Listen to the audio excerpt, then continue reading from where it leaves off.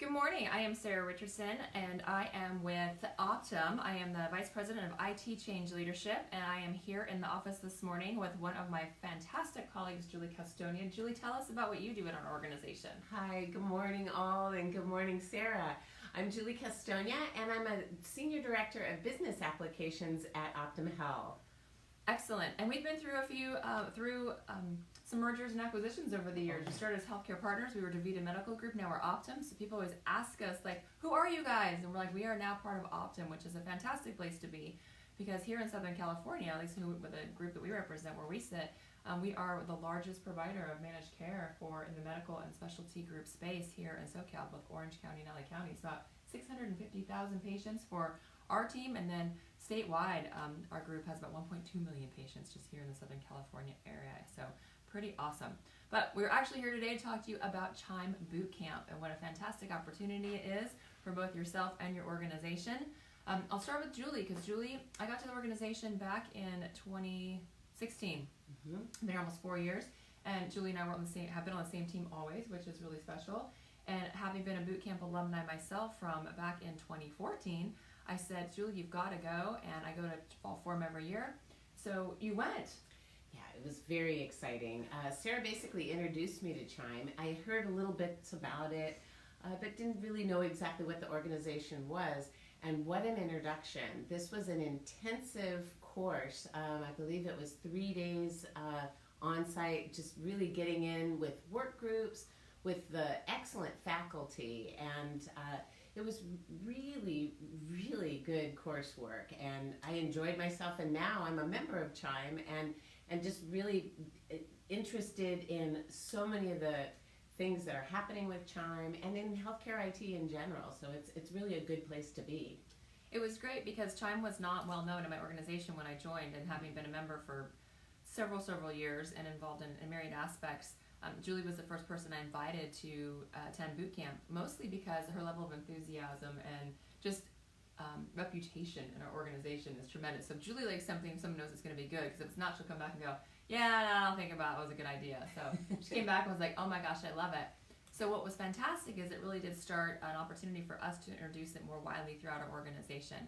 So we now have 4 additional alumni of boot camp, and we have 4 more teammates that are going in November 6th to the 9th in Phoenix coming up. So Julie, when you think about your experience with boot camp, tell me what you liked best about what you learned those 3 days, and how you said those were like the 3 best days of my life in some cases. So tell me what you liked the best about boot camp. Well, I think it was the multiple perspectives. There were such a diverse group of both attendees and the faculty, right? So there were folks that were pure technologists, but there were also folks that were really business leaders. And I think they approached the subject matter and just really kind of the discussions with a different focus and a different perspective. And so bringing that many people together, I think was super helpful. There were small groups, so we had a table group that we worked very intensively with, and we had folks in our group that, one guy was from a small hospital in Iowa. Okay, I've never really worked with somebody with that type of background. And there were also folks that were in large military organizations, so that was interesting as well. So I think it was just that diversity and the various perspectives that was brought to the material that was super helpful. I love it you say that. And if it seems like we're sitting really close together and awkwardly, it's because we are on our iPad. And so normally I wouldn't sit this close together. We're like, hey, tell me more about that. So we lean in and drink our coffee this early. So because it is 7 a.m. in California, so we're just happy to be with all of you this morning. Same thing that I found. So when I went originally, the coolest thing is you can be in a work group with somebody who is from a 25-bed critical access hospital to someone who is literally running a multi-hospital system. And then there's those of us now who are just in the medical group space, and they are not mutually exclusive in terms of the things that we deal with, but wow, what a perspective when you think about the continuum of healthcare in the country. And now you're in a group talking to all these same people about the same problems and ways to solve them, and then you walk away with people you can call at any time. I mean, I still have friends. I was so fortunate. I sat literally right in front of Dr. Shafiq Rab, who is now the CHIME board lead, and I mean, what are the odds that in your life you get to sit like in front of Shafiq for 3 days and then have a lifelong friend and an advocate in the industry and then members of his team, Jerry Maroot and others. So it's just like, how cool. Our other 3 teammates, so when we agreed to host Coffee with CHIME, we realized that we're all over the country. Like, we're a shared service organization. So we're in LA, but we have teammates in Texas and Seattle and other places who have gone to boot camp. So I asked them, I sent them a message and said, hey, what did you like best? So Jason Wood, who is our CIO at our Everett Clinic in Everett, Washington, I said, Jason, what did you like best? And Jason's a pretty hardcore technologist, and he was a little skeptical coming in, quite honestly. And he said, you know what? Boot camp is an enriching experience, not an information dump. I left a more fulfilled and invigorated person with a plan to approach my life accordingly. He went thinking he was going to get tips and tricks about how to be a better technologist, and he says, I left being a better person, and because of all of those things, a better CIO. And Gary Kyatt, who's on Jason's team, which I love about the boot camp, is you don't have to be a CIO to go. I mean, you're a senior director in our organization, and it's like these up and coming and true leaders in our organization. We're like, you need to come learn all this stuff, so we talk about it as a common vocabulary. And Gary said, the camaraderie, the attendees and the staff, folks were open to sharing. I got a glimpse of what it takes to be a CIO that wouldn't have been possible any other way. No book could deliver this experience, and it was worth every single moment. Very, very cool. All right. Okay, so another thought for you, Julie. What surprised you about boot camp? Like, going in with only what I've told you. Of course, I'm a huge advocate for CHIME. But what surprised you when you got there and after like 3 days with colleagues?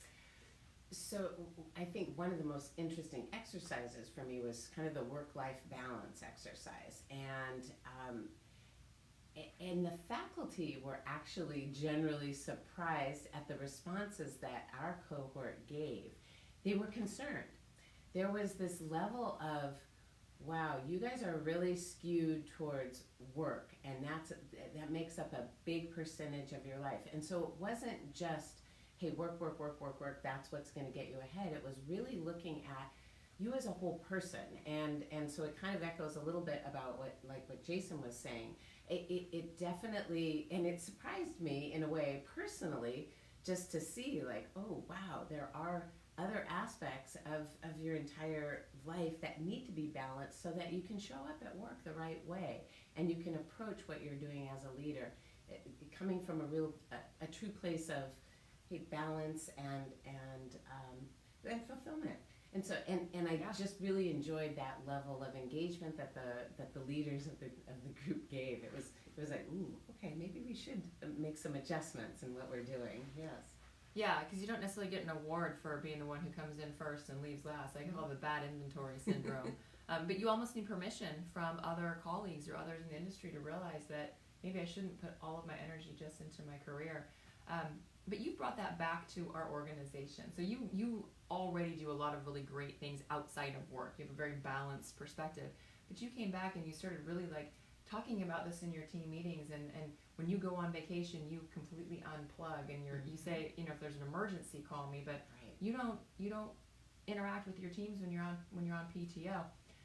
How do they respond to that? I mean, for a lot of leaders who are concerned about, hey, if I'm gone for a couple of days, or if I'm gone for a week and nobody misses me, maybe I don't matter that much. Like, there's this relevancy concern, etc. You go on vacation, you go hiking all these amazing places. When you do that, how do you just check out and let your team know that it's okay, and come back and feel even more invigorated for them before you left? So it's a matter of trust, and I think my managers or my direct reports absolutely feel that level of trust, and they step up, and that's how we're going to bring up more leaders, and so really that unplugging, I think, gives them the opportunity to shine, gives them the opportunity to step up, and it demonstrates to them, you know what, it's important for you guys to unplug too. You don't need to check your email when you're on vacation. If it's something you want to clear out and feel more comfortable when you come back, that's another thing. But to call into things when you're on vacation, that's your time. And I know we're talking about leadership, but it is important, leadership. Absolutely, to provide that sort of example and to lead by example in that way. I absolutely am a proponent of that. You need it to recharge. Oh, absolutely. And Julie touched on what's called the work-life balance. It's a quiz that you take when you go to boot camp, and it's an aha moment when you spend time about learning how to balance priorities in our lives. But there's also things we learn, like how to deliver value to the business, and how to build a high-performing team, making change happen. Those are some of the success factors that you learn when you go to boot camp. And those all mesh together when you create this whole ecosystem of how you show up as a leader and how you teach and build your staff and those mechanisms as well. So I love seeing that. We had another one of our teammates, her name is Christy Wenninghoff. She is our data expert in our organization. And I asked her what surprised her, and she said how much we talked about interpersonal skills and building relationships versus the technology.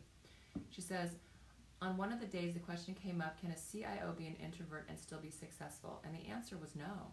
She said, this stuck with me. I would have to push myself really far outside my comfort zone if I wanted to pursue that level of leadership. I don't think the CIO role is a good fit for me.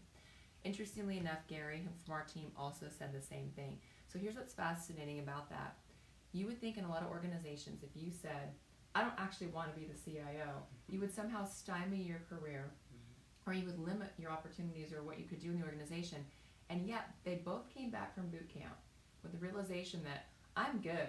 Like, Jason, you go do your thing, and so you go do your thing. And then they dive into all of these, they get really big, really hard projects, really big assignments that are actually bigger than the CIO role. And all of us that are in those roles appreciate and realize you guys are responsible for delivering the big stuff across the finish line. It's more of that coordination point. And of course, being a CIO is not an easy role. But when you have senior directors and teammates who realize that I'm happy where I am and I want to keep growing, learning, and building in the org, it's a pretty special place to be. Absolutely. Yeah. So another question, though, that I want to ask you is that what have you used the most from class? Like, when you came back, you learned you have 6 core success factors. The 7th one is always a new emerging technology or topic that's going on in the industry, and of course the work-life balance. You learned all of those things. It's been now 3+ years for you. You are the first person or organization to go. What is still stuck with you? What do you still think about in your daily routines? Well, one of the main things is leveraging your team, and the team exercise that we had with our work table was phenomenal. And it's really leveraging everybody's strengths that are within that team, and that's huge. Sometimes you try to, I'm gonna kind of take on and do this piece and this piece and this piece and this piece. And really, you've got folks on your team, and it's understanding their strengths and being able to delegate out and kind of come together as a team. The exercise where we had to put together, it was only, I think, a 3-minute video or something like that. Oh wow, yeah, ours was a little interesting, but it was such a great exercise, in that we had someone that was really great with writing material and coming up with a script, and someone else that had a really good eye for the camera work, and so we really were kind of identifying those things and jumping in, because you had no time to kind of really think too hard about it. You just had to jump in with, this is what I'm good at, this is what I'm good at, and really pull it together in a relatively short period of time. So that was a really fun team exercise, and it's something that I find myself doing when we've got these crazy deadlines and things that we've got to get done. It's like, who can work on this, and understanding and knowing your team, I think, helps immensely in that type of day-to-day work. Because that never happens at work, Yeah. right? We never have like, hey, go figure this out right now. Right. Exactly, and that's what I love about boot camp. You have the small breakout teams, you have your case studies, and I love the case studies because you're reading and we're like, oh my gosh, this is my life. We all go through these huge initiatives in our organizations, and it's hard to get stakeholders to align. It's tough to always stay on the delivery of the strategic plan when things are changing constantly, and then maybe your stakeholders have different perspectives or different desired outcomes. I think it's fair to say that Julie's working on a huge project right now. It's really a complete forklift upgrade of one of our major systems, and everybody has an opinion. And she's like, yes, and here's also what we have to make happen. You can smile and go with it. And that happens to everybody in our org. Now, you chose not to take the CHCIO exam, not because you weren't obviously capable of doing it, but is there any specific reason why you would recommend take it or not take it to someone who's thinking about it as they journey upon going to boot camp? I think it is something that, dive right in. In a way, it's like, why didn't I dive right in? Because it is a commitment. There is a lot of studying, a lot of hard work that goes into it. I know you were studying for it, and I think you took it at that I took it and I passed 2016. that same year. Yeah, Yes. So, but I think that level of commitment and being able to dive right in right after boot camp, I think it makes a lot of sense because you're energized, and why I didn't do it, I'm kicking myself. It's that not I too didn't. late. You know, you can take it anytime. Really? Yes. Okay. So I'd say it's not like in 2 weeks. I don't really recommend 2 weeks before. I actually really recommend about a 6-month time frame. I went to boot camp in 2014. I did not take my CHCIO exam until 2016 for the same reason. I had too many life events happening in 2014 to study for that exam. Plus, I'll be honest, I was terrified. I mean, I thought, oh my gosh, if I fail, everyone's going to know I failed. And I didn't. I passed. And so every person I've ever spoken to has said that was the hardest test I ever took. Yeah. And anyone who has studied and really prepared for it has passed and really done a good job. And guess what? If you don't pass the first time, apparently you're allowed to take it again. Oh, that's good. Isn't that amazing? Yeah. Good for the whole process. But yeah, it's not too late. I think it would make sense. Yeah. Christy, who I mentioned on our team, she chose not to take it. She said, you know what? I felt like if I took it, it meant that I was like trying to be a CIO, and I realized that I was there that I didn't want to be a CIO. But both Jason and Gary that I mentioned took it, and they were hilarious because Gary got his results first that he passed, and Gary works for Jason. And Gary's like, hey, did you get your results? I passed. And Jason's like, I didn't get my results yet. He's like, I'm gonna be so embarrassed if like Gary passed and I didn't. And like 20 minutes later, Jason gets his notification that he passed. He's like, oh, hallelujah. So it's a really good thing. And they say I would not recommend waiting to the last minute. I would not recommend not taking it seriously. And I would not recommend like just not doing the materials. So boot camp's a great way to prep for it. It's not a requirement. And there are people who go back to boot camp because their instructors change and the content changes, etc. I joined faculty last spring, so this fall and November, my 3rd boot camp that I'll be teaching. And it's amazing because the CHCIO exam continues to morph and change with the content we deliver too. So I would recommend, Julie, that we either get you on board for spring or fall of next year to study and go for it. And then we can do those live updates like, here's Julie with her certificate when she passes. But as you think about and as we close, what would you recommend to someone who's like on the fence about going? Because it is a few days away from work. It can be expensive. There are scholarships available, and CHIME does offer a lot of financial assistance to people through that mechanism. At the time, we happen to be able to send our teammates without that being an issue. What would you say to someone who's like on the fence about going to boot camp, taking the exam, like just really taking that time to check out and learn and bring it all back to their work? It is absolutely an investment in yourself. It is something that you take away what you put into it, and to take that time out. If your organization is willing to give you the time to do that and to either help you with the expense or getting a scholarship to be able to go, I think it is absolutely worth it.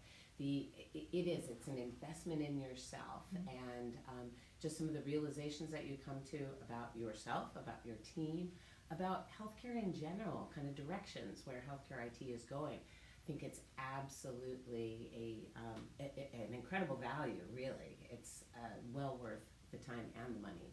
Excellent, thank you. And what we've realized in our organization too is now that we're coming up on soon to have 9 people in our organization that are alumni, it's creating a mini alumni network within our group, because all of a sudden you've got 9 people in your organization who all went to boot camp, and a lot of the same takeaways. And it's those things about how do you focus on leadership, how you focus on your team, because we are technologists by trade. That's who we are. That's what we do. That's why I went into IT. But remembering someone to tell you like, hey, you don't need to be the last one out of the office tonight, or is there anything I can help you with, because I know you've got a big project coming up, etc. So, well, thank you for joining us this morning for Facebook Live coffee session here at CHIME for boot camp conversation. A reminder that boot camp is coming up. It's November 6th to the 9th in Phoenix. It is after Fall Forum this year. It's typically before, but we wanted to make sure that those that have kiddos and like Halloween get to celebrate Halloween at home. I also think it actually makes us be at CHIME after the World Series, which is important because like almost every year CHIME's doing the World Series, and some years you don't care, but this year here in Los Angeles we care big time. Care night at Dodger Stadium. Dodger Stadium, we're big Dodger fans, even though you probably see my 49er gear in the back. That's a totally different conversation. But Fall Forum and CHIME Boot Camp coming up this fall in November in Phoenix.